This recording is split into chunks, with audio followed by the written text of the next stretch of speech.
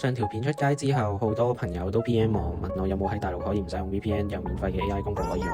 我真係揾咗一個俾你哋，最勁嘅係佢可以連接到網絡，攞到最 update 嘅資訊，仲有得整理文件嘅功能，英文文件都得。佢就係 AI。可能好多人都唔識呢個工具，雖然佢嘅網頁設計好核突，但係用起上嚟唔會差過比起外國要收費嘅 AI 工具。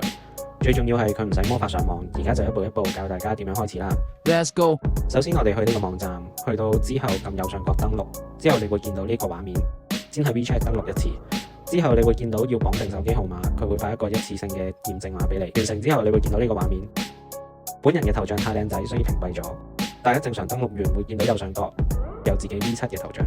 我先用之前演講嘅內容試下文件整理嘅功能，打開文件，拖你嘅文件到界面。要留意嘅係檔案建議係 PDF， 因為文件大細限制喺100 MB 之內，唔係嘅話會出現呢個畫面。好，我哋繼續。